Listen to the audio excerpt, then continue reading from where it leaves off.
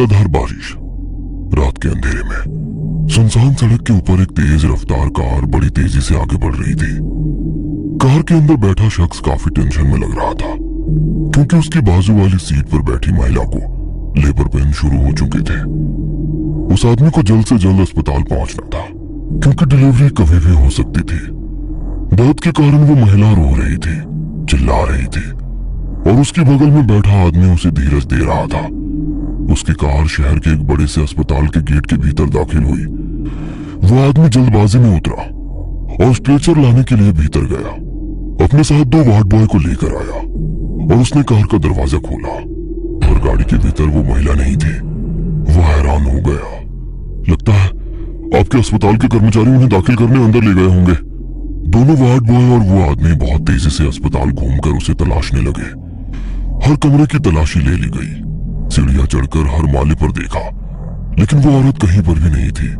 काफी तलाश करने के बाद वार्ड बॉय ने उस आदमी से पूछा, सर, क्या वो आपकी पत्नी थी?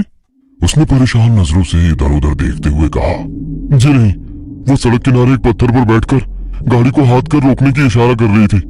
मुझे उसकी हालत का अंदाजा आ गया, इसलिए मैंने उसे अपनी गाड़ी में ले लिया और अस्पताल ले आया। मतलब आपका भी सामना उस आत्मा से हो गया? आत्मा से? तुम कहना क्या चाहते हो? उस प्रेग्नेंट लेडी की कहानी यहाँ का बच्चा बच्चा जानता है। अगर आप इन बातों पर यकीन नहीं करते तो मैं आपको डराऊंगा नहीं। आपसे पहले भी कई राहगीर उस महिला को हमारे अस्पताल लेकर आने का दावा करते हैं। वैसे आपको जाना कहाँ था? मुझे जाना तो कहीं और था, पर उसे अस्पताल पहुंचाने के लिए इस रास्ते पर आ गया। खैर, अब मैं चलता हूँ। इतना कहकर वो अपनी गाड़ी में बैठा और दोबारा अपनी मंजिल की तरफ जाने लगा। सड़क से गुजरते हुए वो एक चौराहे के पास पहुंचा। ये वही चौराहा था जहां से मुड़कर उसे दूसरी तरफ जाना था, पर उस महिला की वजह से उसे शहर जाना पड़ा। कौन होगी वो औरत? जाने दो, इतना क्या सोचना है। अपने आप से बुदबुदाते हुए गाड़ी पीछे लेने के लिए स्टीयरिंग घुमाकर पीछे देखा तो एक खून से लथपथ महिला उसकी गाड़ी की पिछली सीट पर बैठी उसे घूरे जा रही थी। वो डरावना दृश्य देखकर उसके रोंगटे खड़े हो गए। गाड़ी रोककर वो झट से नीचे उतरा और दूर हट गया। उसे कार का दरवाजा खोलने की हिम्मत नहीं हो रही थी। खुद को संभालते हुए वो आगे बढ़ा और कार का पिछला दरवाजा खोलने लगा। दरवाजा खोलकर वो झट से दूर हट गया और नीचे झुककर पिछली सीट पर नजरें घुमाई, पर वहां कोई नहीं था। और तभी एक कार हॉर्न बजाते हुए वहां से निकल गई। जो कुछ भी हो रहा था सब उसकी कल्पना से परे था। रात भर बाहर रुका, पर इस तरह का अनुभव कभी नहीं हुआ। पर आज ये सब देखकर उसे डर लगने लगा था। बिना कुछ सोचे वो गाड़ी में बैठा और वहां से तेजी से निकल गया। अगले दिन वो ऑफिस में बैठा जरूर था, पर उसका ध्यान कहीं और था। सब अपने अपने काम में मशगूल थे, पर उसके दिमाग में कल रात की वो डरावनी घटना घर करके बैठी हुई थी। उसे इस तरह खामोश बैठा देखकर उसकी एक सहकर्मी राधिका, जो उसे पसंद करती थी, वो उसके पास कुर्सी पर आकर बैठ गई। हेलो, क्या सोच रहे हो? उसकी बात सुनकर वो झट से अपने ख्यालों से बाहर आया। अरे राधिका, तुम बोलो ना। सुबह से ना हाय हेलो किया, ना एक बार भी पीछे मुड़कर देखा, बस गुमसुम से बैठे हुए हो। कोई और मिल गई है क्या? तुम भी ना कुछ भी बोलती रहती हो। इतने खोए खोए लग रहे हो, मतलब जरूर किसी लड़की का चक्कर है। नहीं यार, बोलो ना क्या बात है। कल घर में एक पूजा रखी है, सबको बता दिया है, तुम्हें भी आना होगा। और वैसे भी कल छुट्टी है, तो नो एक्सक्यूज। कहते हुए राधिका ने उसकी तरफ देखा तो वो अभी भी कुछ सोच रहा था। उसका ध्यान बिल्कुल भी राधिका की तरफ नहीं था। उसे इस तरह देख राधिका ने पूछा, क्या बात है, तुम कुछ ज्यादा ही परेशान लग रहे हो। कुछ हुआ है क्या? वो कुछ पल खामोश बैठा रहा और एकदम से राधिका की तरफ देखकर बोला, तुम भूत प्रेत भटकती आत्मा इन सब बातों पर यकीन करती हो? ये अचानक तुम्हें क्या हो गया? हमेशा मजाक मस्ती करने वाला इंसान एकदम से भूत प्रेतों की बात कैसे करने लगा? यार, मैं मजाक नहीं कर रहा हूँ। प्लीज बताओ, क्या तुम भूत प्रेतों पर यकीन करती हो? क्या तुमने किसी से उनके बारे में सुना है? सुना तो है, मगर मैं खुद यकीन नहीं करती। वैसे हुआ क्या है? तुम यकीन नहीं करोगी, कल रात मैंने किस तरह की शक्ति का सामना किया है। किस तरह की शक्ति का सामना किया? कुछ साफ साफ बोलोगे? उसकी बात सुनकर उसने आंखें बंद कर अपना सर दोनों हाथों से पकड़ा और टेबल पर सिर रखकर वैसे ही बैठा रहा। सब कुछ शांत लग रहा था, पर अगले ही पल उसके कानों में अजीब सी आवाज गूंज उठी। आवाज किसी छोटे बच्चे के हंसने की आवाज। उसने ऊपर देखा तो पूरा ऑफिस खाली पड़ा था। छत पर कई सारी ट्यूबलाइट्स में से कुछ बंद चालू हो रही थी। केवल एक पल में बदल चुका मंजर देखकर उसकी सांस अटक गई और दोबारा उसे किसी बच्चे के खिलखिलाने की आवाज सुनाई दी। उसने झट से मुड़कर आवाज की तरफ देखा। एक तरफ कुछ दूरी पर बाथरूम था, पर वहां की लाइट बंद होने के कारण कुछ साफ नजर नहीं आ रहा था। उसने गौर से देखा तो वहां कोई बाथरूम के अंदर से उसी को झांकता नजर आया। उसका दिल जोर जोर से धड़क रहा था। फिर भी हिम्मत जुटाकर वो बाथरूम की तरफ जाने लगा। बाथरूम के भीतर की लाइट चालू बंद हो रही थी, जिसकी वजह से कभी अंधेरा तो कभी उजाला हो जाता। वो बाथरूम के दरवाजे के पास पहुंच गया था। उसने आधे खुले दरवाजे से अंदर झांक कर देखा, पर कुछ भी नजर नहीं आ रहा था। तभी उसे अपने पीछे किसी के होने का एहसास हुआ, जैसे पीछे खड़ा कोई उसके काफी करीब पहुंच चुका था। डर के कारण उसकी गर्दन पर जमा पसीने के ऊपर पीछे खड़े शख्स की सांसों का एहसास हो रहा था। वो इतना डरा हुआ था कि उसे खुद अपने दिल की धड़कन साफ साफ सुनाई दे रही थी। गला पूरी तरह से सूख चुका था। पीछे से आ रहा वो डरावना एहसास उसकी बर्दाश्त के बाहर हो गया। उसने हिम्मत जुटाई और घर से पीछे मुड़कर देखा, पर पीछे तो कोई नहीं था। पूरा ऑफिस बिल्कुल खाली पड़ा था। उसकी जान में जान आ गई। गहरी सांस लेकर उसने सामने बाथरूम की तरफ देखा और पल भर में अंदर से एक काला सा उसके ऊपर झपटा। एकदम से वो होश में आ गया। राधिका अभी भी उसके सामने बैठी उससे पूछ रही थी, तुम बताओ कि नहीं तो हमें पता कैसे चलेगा कि तुम्हारे साथ क्या हुआ है। उसने टेबल पर से पानी की बोतल उठाई और 2 घूंट पीकर गहरी सांस ली।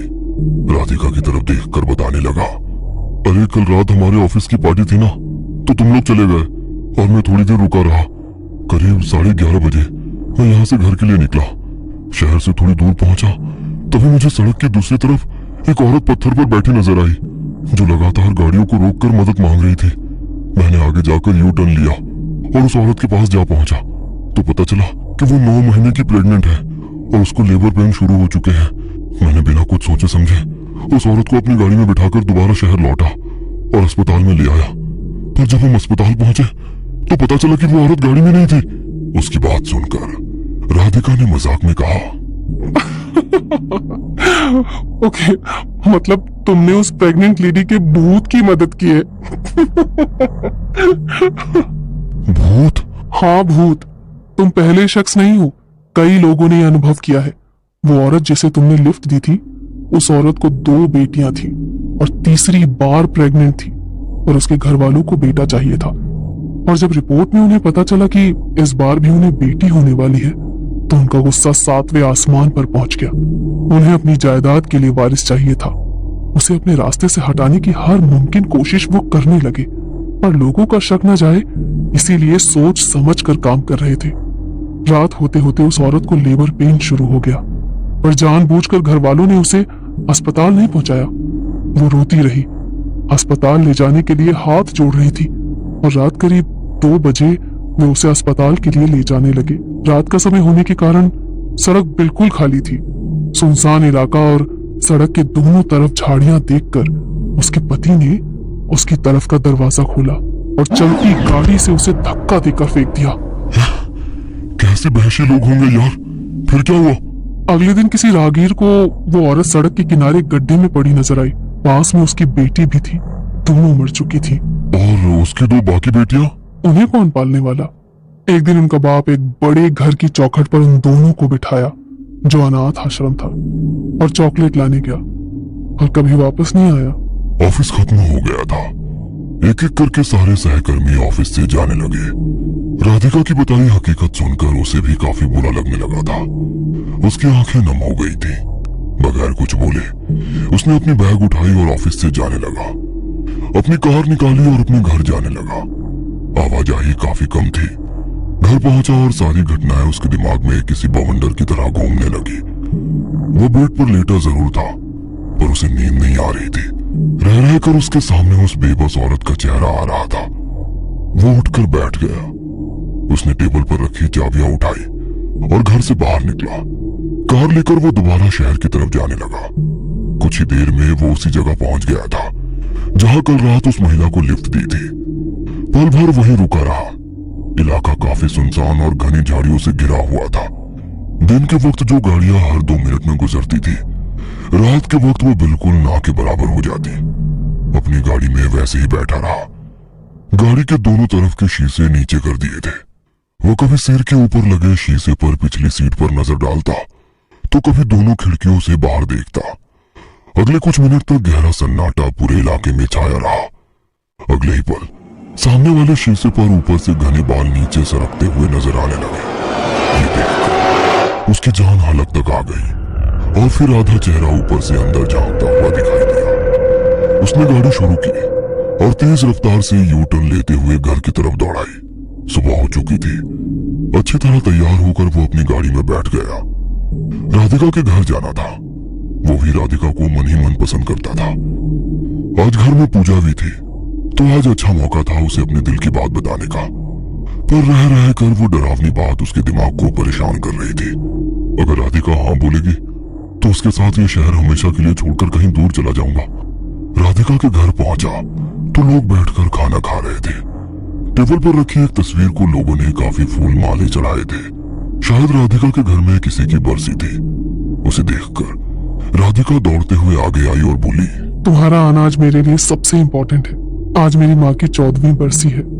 उसका हाथ पकड़कर वो अपनी माँ की तस्वीर के सामने ले गई। राधिका अपनी माँ की तस्वीर के सामने हाथ जोड़े आंखें बंद करके खड़ी थी। उस तस्वीर को देखकर उसे समझ आ गया कि जिस प्रेग्नेंट औरत की आत्मा को उसने लिफ्ट दी थी वो राधिका की ही माँ थी। वह हैरान हो चुका था, पर अगले ही पल उसने खुद को संभाल लिया। उसने पॉकेट में हाथ डालकर एक छोटी सी अंगूठी निकाली और तस्वीर के सामने ही राधिका की उंगली में पहनाते हुए कहा, सासू माँ, आपकी बेटी से बहुत प्यार करता हूँ और शादी करना चाहता हूँ। आपका आशीर्वाद चाहता हूँ।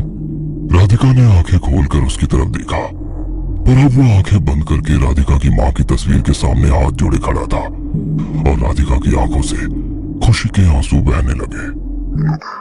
हाँ दोस्तों, ये कहानी अच्छी लगी तो हमारा YouTube चैनल सब्सक्राइब करना ना भूले और साथ में